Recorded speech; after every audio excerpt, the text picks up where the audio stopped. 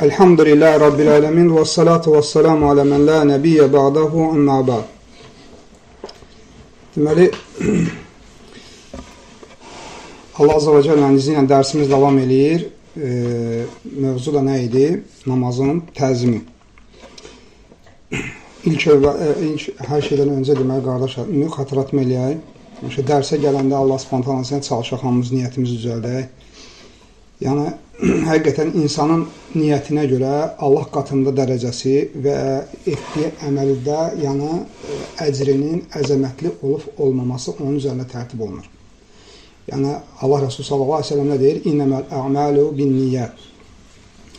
Ona görə insan elm məclislərinə gələndə ümumiyyətcə ilk olaraq həmişə tədəbbür etməlidir ki, həyatının ən gözəl bağçalarında gəzir.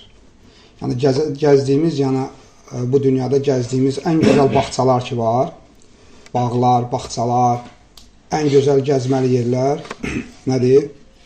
Onların ən gözəlini gəzir. Çünki elm məclisləri nədir? Cənnət bağçalarından bir bağçalardır. Ona görə də insan bu əməllərdə niyyətini çox düzəltməlidir. Həqiqətən də qiyamət günü bəlkə də Allah Azze ve Celle'nin izni ilə bizim bağışlanmamıza ən böyük səbəb olan əməllərdən elə bunlar olacaqdır. Çünki hədisdə də keçən o idi ki, deyir, o məclisdən hətta yandan bir nəfər keçirdi, yəni niyyəti ora deyil, sadəcə oturdu, orada bir otururdu ki, yəni neynəsin, sadəcə faydalansın, onun da küləyi onlara dəysin. Aleykümselam və rəhmətullah. Allah spontala nə deyir? Deyir, onu da bağışlar. Ona görə niyyət önəmli bir şeydir. Allah spontala bizi ixlaslı eləsin. Deməli, sonra nə idi? Deməli, namazın təzimi haqqında olan dərsimizdə namazda ümumiyyətlə bütün məsələlərin çoxsunu keçdik. İndi gəlib əsas özəy məsələyə çatmışıq ki, insan bax, Allah Azze ve Celle Quran-ı Kərimə deyir ki, Əl-ləzinəhum fi salatihim xaşi'un. Yəni, o kəslər ki, namazlarında xuşu içərisindədirlər. Yəni, xuşulu şəkildə namazlarını qılırlar. Deməli, Allah subhanahu burada möminlərə bir vəsf verdi. Möminlərin, hansı ki, o möminlər ki, namazlarında xuşu içərisindədir və onları övdü və təriflədi. Ona görə də insan Allah subhanahu sevdiyi əməllə özünü vəsf etməsi üçün bu şeyləri bilməsi labüddür. Deməli, onlardan keçən dəfə namaza başlayanda dedi ki, xuşunu əldə etmə səbəblərindən biri nə idi? Yəni, insanın namaza daxil olanda oradakı olan sözləri və dedikləri, etdiyi hərəkətləri neynəsin? Tədəbbür eləsin. Deməli, baxın, qardaşlar, ümumiyyətlə biz dedik ki, başqa ibadətlərdən fərqli olaraq namaz, digər ibadətlərdən fərqli olaraq, baxın, Allah subhanahu gündə onu 5 dəfə əmr etməsi. Sonra, baxın, Allah Azze ve Celle digər ibadətlərdən fərqli olaraq bu namazı harda Peyğəmbər sallallahu aleyhi ve sellemə əmr etdi? Ən uzə məqamda.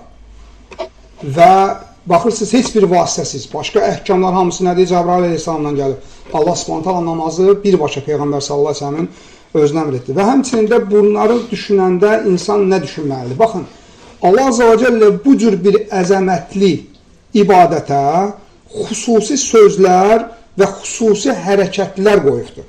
Yəni, insan bunu tədəbbür eləməlidir ki, baxın, məsəl üçün bir hikmətli bir adam danışır. Baxırsan ki, çox hikmətli bir adamdır. Düzdür, nə deyirsiniz? Deyirsiniz, qardaş, filan kəsin dərsinə gedək, görürsünüz, və yaxud da şeyx olur, kim olursa olsun. Deyirsən ki, çox hikmətli söhbətləri var bu adamın. Təsirli sözləri var. Yəni, elə söz yoxdur ki, onun sözündə bir məna olmasın. İndi baxın, Allah Azze ve Celle Əl-Həkimdir. Yəni, hikmətlilərə hikməti öyrədən bir Rəbdir. Yəni, bu cür bir Rəb bizə ibadət əta eləyib, xüsusi sözlərdən və feillərdən ibarət olan. Bunlar elə-belə bir şeylər deyil. Nəyə görə məhz Quranda Fatihə surəsi seçildi? Nəyə görə insan Allahın qarşısında duranda təkbiratul ehramla başladı? Nə deməkdir bunlar? Nəyə görə başqa feillər yox, məhz rukuda bu seçildi? Rukuda o söz seçildi. Niyə səcdədə bu şəkildə, yəni bu formada Allah subhanahu əmr etdi? Hansı söz orada ət olundu? Niyə bu söz bundan sonra gəldi? Bunların hamısı aləmlərin Rəbbi tərəfindən yəni əmr olunmuş bir şeydir. Bu da nədir, qardaşlar? Yəni bilmək lazımdır ki, hikmət sahibi olan aləmlərin Rəbbi tərəfindən əmr olunubdur. Ona görə insan bunlara, yəni xuşunu namazda yığmaq üçün bunlara mütləq olaraq diqqət etməlidir. Və biz keçən dərs istiftah duasına dedik ki, yəni Subhanəkə, Allahumma və bihamdikə, bunları keçdik biiznillah. İndi Fatihə surəsində Allah Azza və Cəllənin izi ilə danışacağıq. Deməli, insan birinci bilməlidir ki, Fatihə surəsinə başlamamışdan qabaq insan nədir? Əuzu billahi minəşşeytanirracim. Deməli, insan bu halda insanın düşünəcəyi olacaq nədir? Yəni, elə bir qalaya sığınırsan ki, və elə bir düşməndən sığınırsan ki, o düşmən sənin namazını, nə yalnız ki namazını, hətta bütün ibadətlərini fəsada döndərməyə həris olan bir düşməndir. Və bir var düşmən insanın arxasından düşmənçilik eləsin. Bir də var insanın açıq aydın olan düşmənidir. Allah Subhanahu deyir ki, İnnəş-şeytana ləkum əduvun mubin. Açıq aydın. Və bu şeytan, yəni insan, həqiqətən də yəni, o insandan çox güclüdür. Yəni insanın özünün gücü çatmaz yəni, ona qalib gəlməyə. Mümkün deyil. Yəni yalnız nədir? Allah Azza və Cəllə sığınmaqla onu əldə edə bilər. Və ona görə də Allah Azza və Cəllə nə əmr edib? Əmr edibdir ki, aleykümselam və rəhmət. Əmr edib ki, namaza başlamamışdan qabaq aləmlərin Rəbbinə sığınasın. Əuzu billahi minəşşeytanirracim. Və sonra nəyə başlayırsan? Bismillahirrahmanirrahim Fatihə surəsinə. Yəni bu sözləri bir-bir təfsilatına çox getməyəcəm. Nəyə görə? Çünki bəzi yerlər var ki, Allah Subhanahu yəni izah eləyərik. Allah Subhanahu Fatihə surəsini seçməkdə həqiqətən də Fatihə surəsi kitabın anasıdır. Yəni kitabda qardaşlar, Quran-ı Kərimdə nələr keçirsə, onun mücməl, yəni yığcam forması Fatihə surəsində cəm olunubdur. Ona görə də Allah Subhanahu Fatihə surəsini seçməkdə, yəni sanki insan Quranda keçən hər bir şeyin ümumi, mücməl mənasını burada iqrar edir. Və görün necə başlayır? Deyir ki, Elhamdülillahi Rabbil aləmin. Aleykümselam. Baxın qardaşlar, bizim özümüz bax, namazda hər gün, ən azından fərz namazlarında 17 rükətdə Rəbbimizə həmd deyirik də. Elhamdülillahi Rabbil aləmin. Yəni, həmd sözü nə deməkdir ki, biz Rəbbimizi ondan çağırıq? O cür tərif edir. Nədir ki o? Həmd deyəndə nə nəzərdə tutulur o? Yəni, bu həmd deyəndə ki, bax, biz hər dəfəm deyirik ki, Allahın qarşısında Elhamdülillahi Rabbil aləmin. Yəni, nə deməkdir bu? Yəni, alimlər bu şeyə, yəni, qısa olan nə deyiblər? Və tutanın ki, əgər sən desən ki, o tərifdir, tərif Allaha məxsusdur, yəni, insanlar görsən ki, padşahlarını, ağalarını da tərifləyirlər. Yəni, məsələ nədir?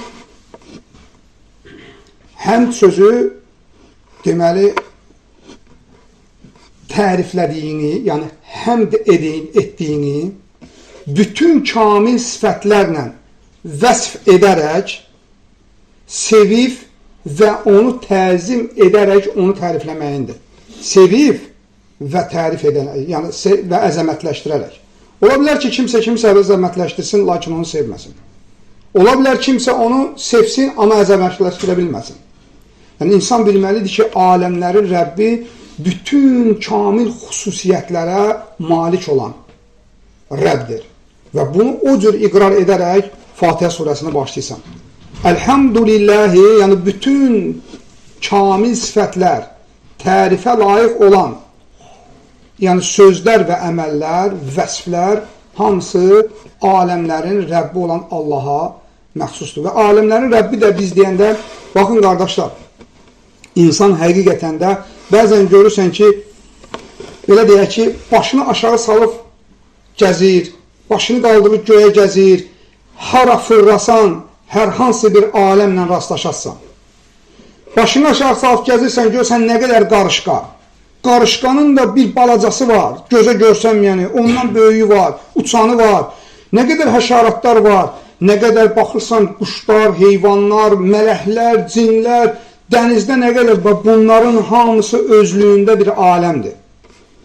Və bu aləmlərin hamısında bir dənə Rəbbi var, o da Allah Azza və Cəllədir. Ona görə də sən Allah Subhanahu qarşısında, vallahi baxın, heç bir məxluqa vermədiyi bir şərəfi Allah Subhanahu quluna verib, bizə veribdir. Yəni qarşısında gündə 5 vaxt bizi çağırır ki, qulum danışsın məndən. Və necə ki, hədisdə gəlir, qul deyəndə ki, Elhamdülillahi Rabbil Alemin, şeyx deyir ki, biraz gözlə deyir. O an nədir? Allah Subhanahu sənə cavab verdiyi andır. Allah Subhanahu həmən an quluna cavab verir. Qulum mənə həmd etdi. Qulum mənə həmd etdi. Baxın, aləmlərin Rəbbi sənə qul olaraq və hər birimizə qul olaraq müraciət edir. Deyir, qulum. Və bilirsiniz ki, Peyğəmbər sallallahu aleyhi və səlləmi Allah Subhanahu nədir? Qul adlandırıbdır. Və bu qulluq məqamın həqiqətən də insana şərəf verən bir məqamdır. Amma Allahdan başqasına qulluq nədir? İnsan üçün zəlillik olan məqamlardandır. Bir məqam var ki, orada qulluq şərəfdir. O da aləmlərin Rəbbinədir. Və insan da bu qulluqdan üz döndərəndə mütləq olaraq qaçılmazdır. Yəni, insan Allaha qulluqdan üz döndərən kimi bilsin ki, dərhal Allahdan başqasının quludur. Nəyə görə üz döndəribsə onun quludur. Dəlil nədir? Peyğəmbər sallallahu aleyhi və səlləm nədir? Deyir ki, dinarın, dirhəmin qulu məhv oldu. Düzdürmü? Yəni, dinara və dirhəmə ibadət edən kimsə görmürsünüzmü? Yəni, kimsə geçsin pula səcdə eləsin. Deməli, o pul onu Allah Subhanahu qulluğundan yayındırdığına görə ona qul olubdur. Eləcə də insan ola bilər ki, hansısa bir sevdiyinin qulu olsun. Müdrinin qulu olsun, nəfsinin qulu olsun. Hər bir halda insan bilməlidir ki, Allahdan başqasına insan, yəni Allaha qul olmaqdan üz döndərərsə, dərhal nə olur? Allahdan başqasına qul olar. Və sonra deyir ki, Ar-Rahmanir-Rahim. Allah Subhanahu iki dənə mübarək adı ilə gətirir ki, Ar-Rahman Allah'a vəsf edir. Deyir ki, o Allah ki, Rahmandir və Rahimdir. Necə ki, İbn Hüseyin Rahimullah gətirir, deyir ki, Rahman Allah Subhanahu nə edir? Sifətidir. Yəni, həm adı, hər bir adın bir sifəti var da. Allah Subhanahu sifətidir. Rahim isə o sifətinin əsəridir. Yəni, rəhmət Allahın Rahman adının əsəridir. Ona görə də deyirlər ki, Rahman adını Allahdan başqasına nədir? Qoymaq olmaz. Bu, Allah Azza və Cəllənin xas olan addır. Amma Rahim isə əsəridir. Yəni, o adı isə qoya bilərsən. Amma Rahman, yəni mütləq olaraq Abdurrahman olmalıdır. Ona görə də Allah Subhanahu rəhmətinin insan əsərlərinə baxsa, vallahi, yəni baxın, insan bu şeyləri düşünəndə insan görəcəkdir ki, həqiqətən də Allah Subhanahu qullarına nə qədər rəhimlidir. Nə qədər rəhimlidir. Baxın, qiyamət günü, bilirsiniz də, ana öz, yəni süd verdiyi övladını sinəsindən qopardıb, qorxusundan atıb qaçacaqdır. Qəyamətin dəhşətindən. Alimlərdən bəziləri gətirirlər ki, yəni səbəb nədir? Deyir, Allah Azza və Cəllənin deyir, 100 rəhmətindən 99'u özündədir. Birini yer üzərinə yəni bıraxıbdır. O bir dənə rəhmətin sahəsində bugünkü gün gördüyünüz o bütün rəhmətlər var. Onlar Allahın rəhmətinin biridir. Deyir, qiyamət günü Allah Subhanahu o bir rəhməti də götürdüyünə görə insanlar bir-birinə rəhm edə bilməyəcəkdir. Heç kəs bir-birinə rəhm edəcək. Yəni, ata oğlundan, oğul atadan, ana övladından, övlad anasından haqqını istəyəcəkdir. Hər kəs bir-birindən qaçacaqdır. Allah Subhanahu rəhmətini götürəcəkdir. Baxın, bu dünyada görmüşsünüz də heyvanlar aləminə baxanda Ananın, məsəl üçün, bir maralın öz övladına olan rəhmətinə bax. Görür ki, aslanlar gəlir, qaçır onların qabağında durur, gözü baxa-baxa ki, övladı qaçsın. Onu parçalayırlar, diri-diri parçalayırlar. Amma o övladını xilas etməkdən ötəri, ona rəhmətindən ötəri özünü yəni, qurban verir. Bu, Allahın rəhmətinin biridir. Və bilin ki, qiyamət günü o rəhmət də qaldırılandan sonra nə baş verəcəkdir? Yəni, hər kəs bir-birinə düşmən olacaqdır. Ona görə deyirlər ki, qardaşlar, bugünkü gün kimlənsə haqqın varsa, malla, o birisi ilə, bu birisi ilə nədir? Halallaş burada. Orada məsələ buradakı kimi olmayacaqdır.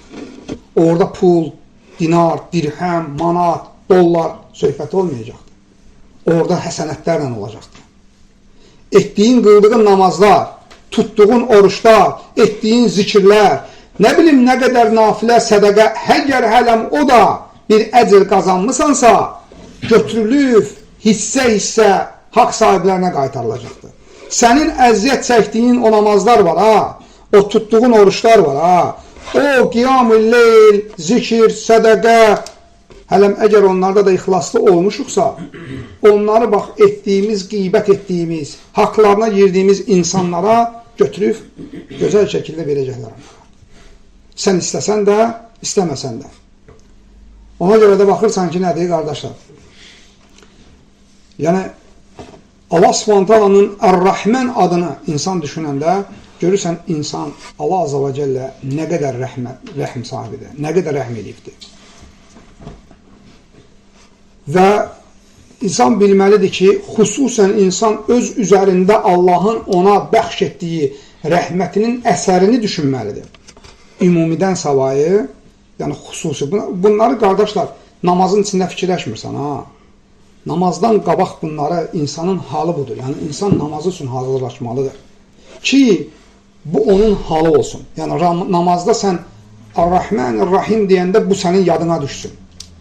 Yəni, oturub Ar-Rahman, Ar-Rahim deyəndə, yəni, bunları oturub tədəbbür eləsən, elə bir dənə Ar-Rahman, Ar-Rahim gəlib bir 10-15 dəqiqə çəkəcəkdir. Kimin namazı ilə namazı var ki? Yəni, insan gərək bu halla yaşasın, tədəbbür eləsin, namazına hazırlaşsın ki, mən Rəbbimin qabağında nələr deyirəm, nələr, yəni Allah mənə hansı sözlər seçibdir, hansı surələr seçibdir. Ona görə də insan yenəməlidir, bu şeylərə diqqət etməlidir. Və xüsusən öz üzərində olan Allahın rəhmətini insan düşünməlidir ki, Allah Subhanahu baxın, qardaşlar, bizə nələr veribdir. Yəni, bizim eyni yaşıtlarımızda nə qədər kör, kar, şil, əli olmayan, dili olmayan, qulağı olmayan və görsən nə qədər neymətlərdən, hələm dünyavi olan neymətlərdən məhrum olan insanlar var. Allah Subhanahu bunun hamısını bizə veribdir. Sonra bax ki, ətrafına nə qədər insan var, övladı yoxdur. Allah Subhanahu sana övlad verib. Bax, üzərində olan Allahın rəhmətinə. Bunlar sənin dünyavi məsələlərindir. Bax ki, Allah Azza və Cəllə sənə əta etdiyi iman neymətinə bax, gör kimlərə veribdir. Bir misal çəkəcəm sizə, qardaşlar. Baxın, Peyğəmbər sallallahu aleyhi və səlləmin anası bilirsiniz neçə yaşında ölübdür. Atası anasının bətnində, Peyğəmbər sallallahu aleyhi və səlləm anasının bətnində olanda dünyasını dəyişir. Anası isə bəzi məsələdə ixtilaf var.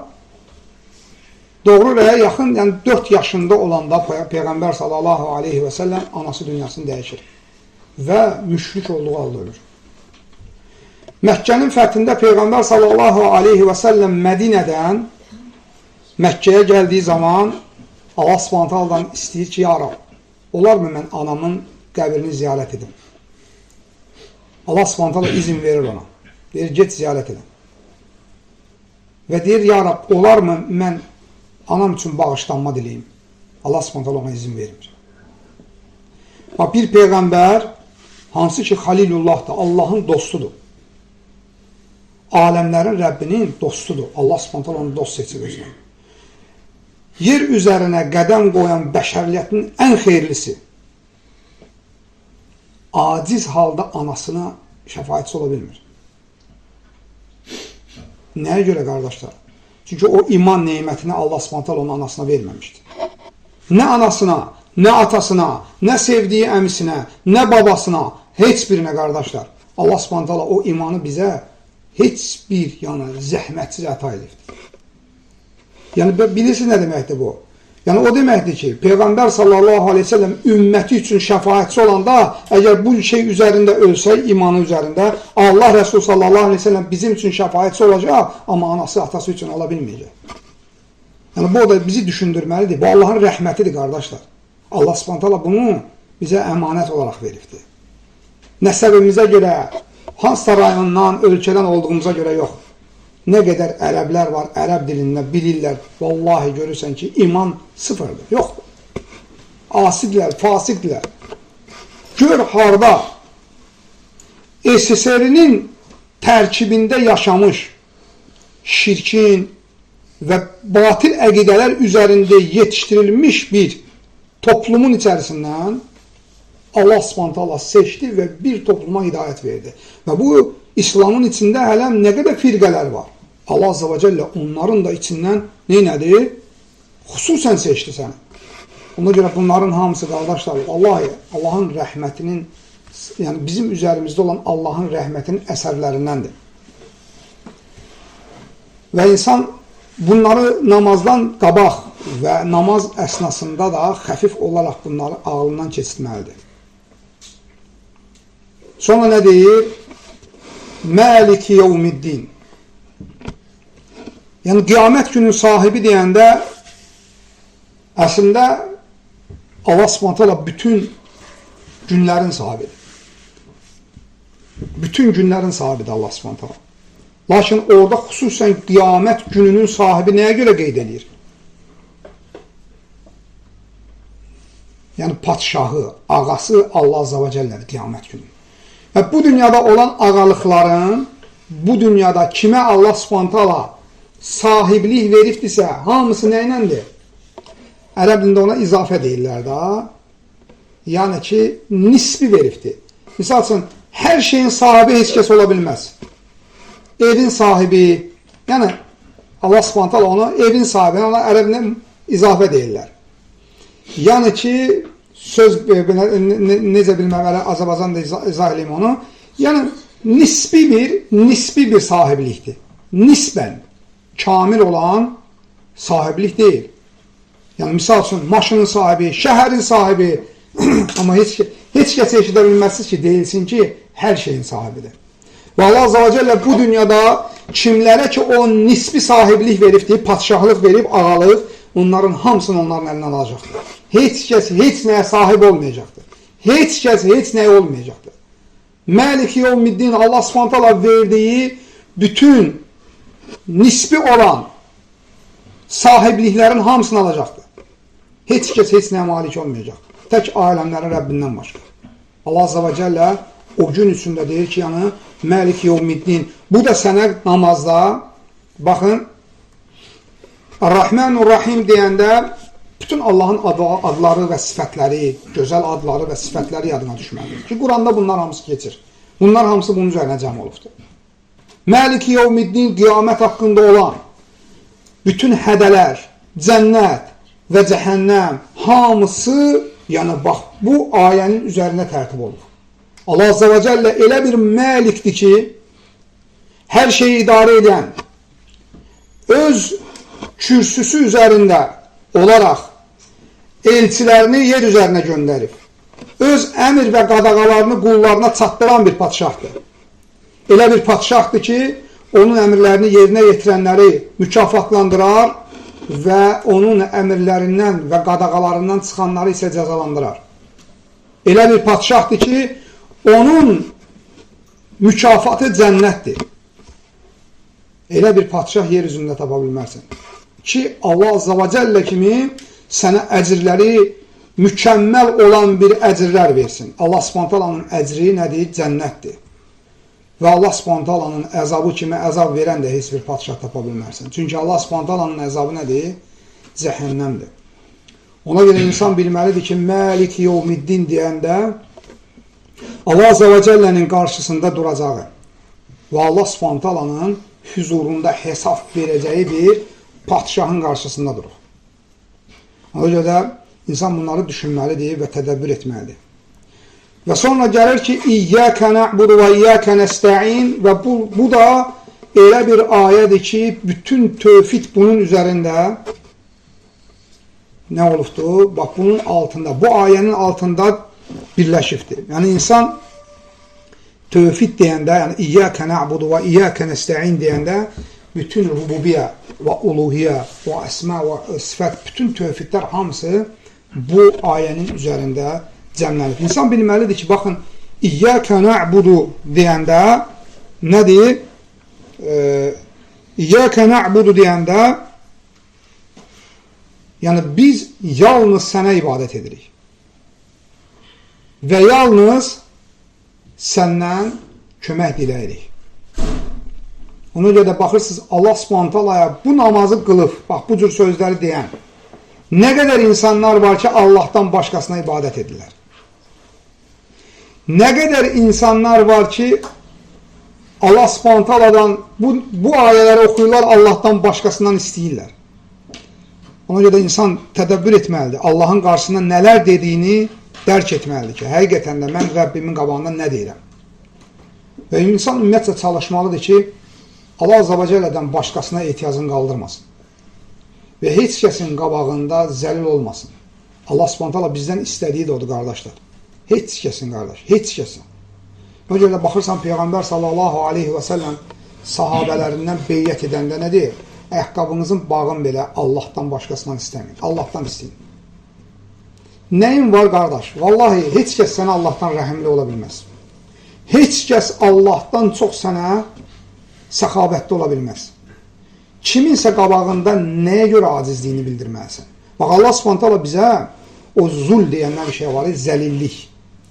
Bax, o Allah Subhanahu bizdən görmək istədiyi də odur. Ki, biz daim Allah Subhanahu qabağında zəlil olaq. Namazın da formalarından biri də, əsas da məqsədlərindən də biri də odur. İnsanın Rəbbinin qabağında zəlilliyini bildirməsidir. Bəzən insan bunları unudanda Allah Subhanahu müsibətlər göndərir ona. Malı ilə, səhəti ilə və ya başqa-başqa insan ayılsın. Görürsən, bəzən insan bu anda da Allahdan başqasına zəlilliyini qaldırır. Halbuki, həmən məqamlar məhz Allah Azza və Cəlləyə zəlilliyi bildirmək üçün olan, yəni imtihanlarla məqsədlər də bunlardır. Yəni, İyyəkə nə'budu və İyyəkə nəstə'in, yəni bu ayə haqqında İbn Qeym Rahimullah, yəni məsələn Fatihə surəsi haqqında bir dənə kitab yazıb. Yəni böyük bir kitabdır. Və bu, ümumiyyətlə bu məsələ orada çox geniş şəkildə şərh olunur. Lakin vaxt qısalığı və dərsin uzanmamasına görə, yəni çalışırıq ki, yəni əsas məqsədi izah edək. Və sonra Allah Subhanahu Fatihə surəsində nə deyir? İhdinə sıratan müstəqim. Bizi doğru yola yönəlt. Və sən də insana baxın, ayədə keçənə bax, Allah Subhanahu bizə bunu bax, namazda hər gün, bu ay, bu surəni seçib. Nəyə görə? Sən Allah Subhanahu mal istəmirsən, mülk istəmirsən. Və insan Allah Subhanahu doğru yol istəyir. Deyir ki, yəni, ya Rab, bizi doğru yola yönəlt. Və insan bilməlidir ki, qardaşlar, nə qədər Allah Subhanahu insandan doğru yola yönəltməsini qaldırarsa, insanın onun əksi olaraq ona zəlalət gəlir. Yəni, insan niyə doğru yolu görmür? Çünki Allah Subhanahu ona görsətməyib onu. Ona görə də biz onu istəməliyik ki, daim Rəbbimizdən, ya Rab, bunu bizə əta et. Bizə doğru yola yönət. Rəbb bizə doğru yola yönətməsə, vallahi biz haqqı batil görəcəyik. Və elə biləcəyik ki, düz yoldayıq. Və batili də haqq olaraq yaşayasın. Nə qədər insan var? Görürsən, adam alkaşdır, içki düşkünüdür, pis gündə yaşayır. Və yaşayışını da ən düz yaşayış bilir. Deyir ki, inansan, soruşana bilir, inansan elə ən zoru da budur. Bax, elə də cavab verir. Baxırsan ki, nə gündə də bu adam yaşayışına bax ki, adam onu düz bilir. Niyə? Çünki Allah Subhanahu doğru yolunu göstərmir.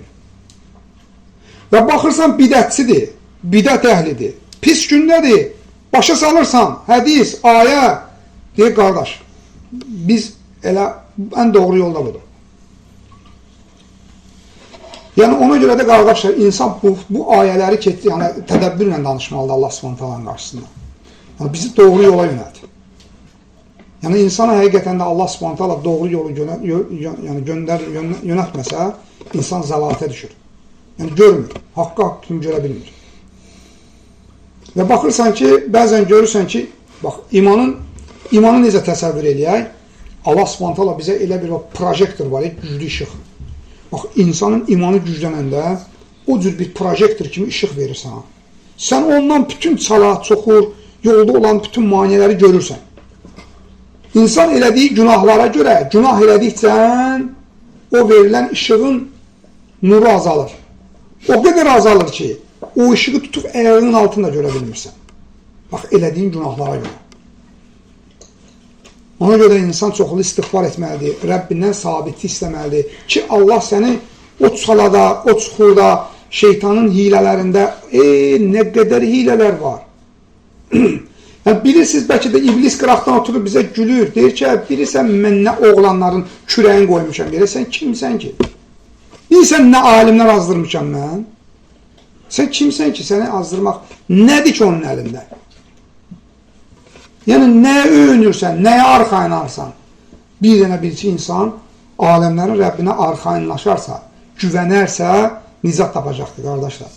Yəni, insan nə elminə, nə imanına, heç nəyə güvənməsin, qardaş, heç nəyə. Vallahi, adamlar olubdur ki, illər boyu abid olub, son anda ölübdür. Azıbdır, ölüm anında. Necə ki, İbn Seymur Rahimullah nə deyir? Namazda olan vəsvəsələrdə. O son təşəhhüddəki söz var. وَمِنْ فِتْنَةِ الْمَحْيَ وَالْمَمَاتِ Yəni, həyatda olan, yaşadığım zaman olan və ölüm anında olan fitnələrdən Allaha sığınıram deyəndə, yəni İbn Seymur Rahimullah deyir ki, bəzən görürsən ki, insan ölüm anında deyir, anasının, ölmüş anasının, atasının şəklində gəlir iblis. Deyir, oğlum, vallahi mən də sənin kimi düşünürdüm.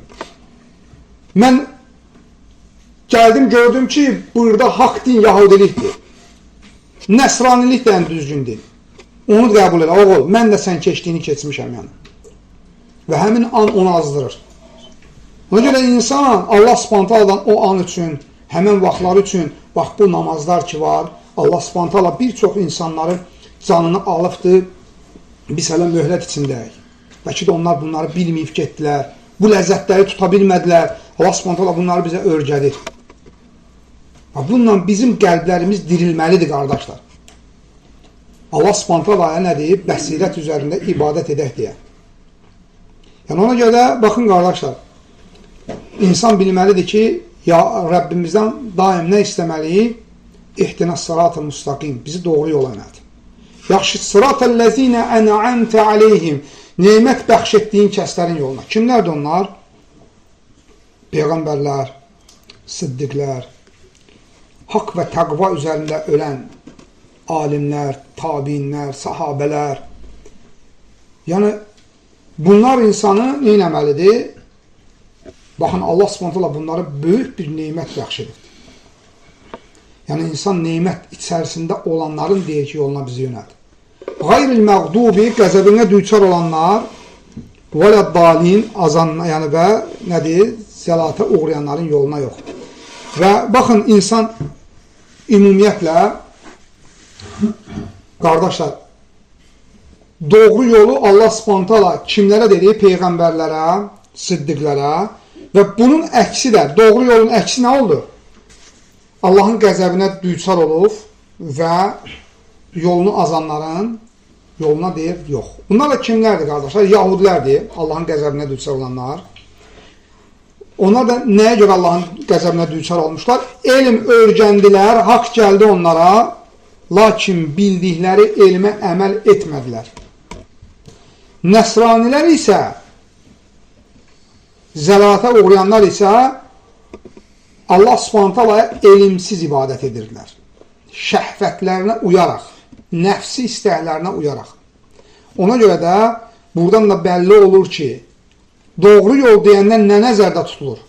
Necə ki, İbn Qeym Rahimullah, baxın, bir çox kitablarında, bax, Mədərc-i Səlikin kitabı var, Fəvaid kitabı var, böyük kitablar da hamısı qəlb əməllərindən zatdan danışır, faydalar. Fəvaid kitabını İbn Qeym Rahimullah elə bir ki, səfərdə, orada, burada, uzun qulağın calın üstündə elə bir müəyyən bir mövzuda götürməyib da. Harada ağlına fayda gəlib, qeyd edib onu, bir kitab əmələ gəlib, Fəvaid kitabı. Yəni, başdan əvvə faydadır da, hər bir məsələdən faydalar yığıb olar. Orada da bütün məsələdə bir nəyə gətirir ki, bilin ki, ilk olaraq başlanır. Bilin ki, dünya və axirət səadəti elmlə əməli cəm etməkdədir. Və insanın da dünya və axirətdə zəlalətə düşməyinin səbəbi bu iki şeydən birini azaltmasıdır. Yəni, bax, istəyirsən, yəni, haqq üzərində olasan, doğru yolda olasan, yəni, sabit qalasan, İslam üzərində öləsən, bunun qardaş bir dənə qaydası var. Hara fırlasan, Quran, sünnə, bax, bunun üzərinə cəmi olsan. Düzgün elm öyrənib və öyrəndiyin elmə əməl etmək. İnsan elm öyrənməsə, elmsiz əməl nədir, qardaşlar? Bax, insan, yəni belə deyək ki, insan nəfsi istəklərinə uyur. Yəni, elmsiz əməl, belə deyək ki, bax, bugünkü gün nə qədər şübhələr gəlir. Ateistlərdən, oradan, buradan. Şübhələri nə ilə dəf edirsən? Elmlə. Düzdürmü? Deməli, elm nədir? Yəni, elm sənin bu tərəfdən qapını bağlayır. Hansı qapını? Zəlalət qapını bağlayır.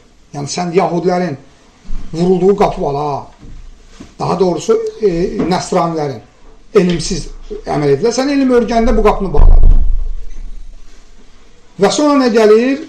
Əməl edəndə isə Allah Subhanahu qəzəbinə düçar olanların o qapını bağladın. Çünki, bax, insan bilir, haramdır, eləyir, şəhvətlə, nəfsi istəyənə.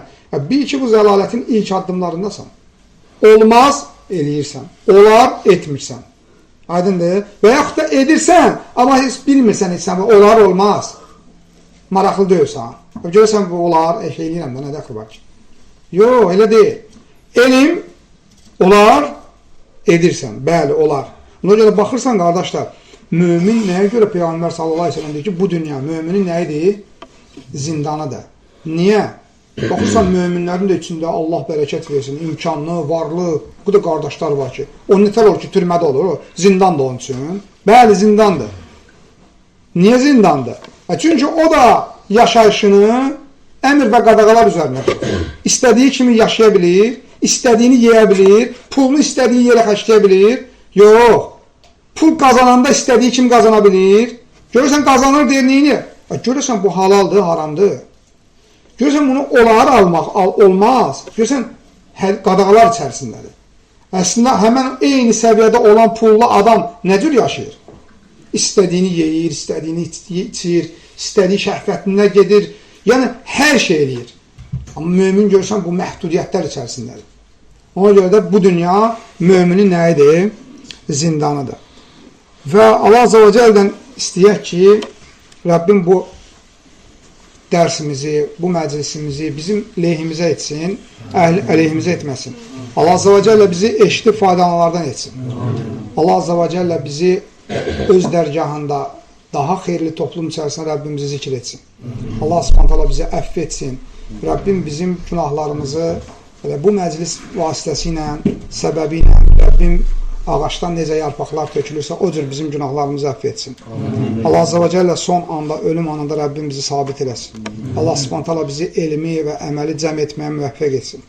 Allah Azə və Cəllədən istəyək ki, Rəbbim bizim qəbrimizi gözümüzün son baxan nöqtəsinə qədər genişləndirsin. Allah Azə və Cəllə qəbrin əzabından bizi və ətrafımızda olan müsəlman bacılarımızı və qardaşlarımızı Allah Subhanahu xilas etsin. Rəbbim cəhənnəm əzabını bizə göstərməsin. Allah Azə və Cəllə sıratın sıxıntısını, əzabını Rəbbim bizə göstərməsin. Bir göz qırpımında anən bizi oradan keçirsin. Allah Azə və Cəllədən sabitlik istəyək. O qardaşlar ki, bacılar ki, Allah Subhanahu bunları yəni möhlətləri çatdığına görə dünyaların dəyişikləri Allah Subhanahu istəyək ki, Allah onların günahlarını bağışlasın. Allah Azə və Cəllə bu məclislərlə dua eləyək ki, övladlarımızı sabit etsin, salih etsin. Allah Azza və Cəllə onları bizim üçün axar sədəqələrdən etsin. Bu məclislərdə olunan dualar, qardaşlar, rəhmət dualardır. Yəni bunları çox etmək lazımdır. Görürsünüz ki, Şeyx Abdurrazaq Həfizəhullah çox vaxt dərslərinin sonunda bir yarım saat dərsi olursa bir 10 dəqiqədə dua edir.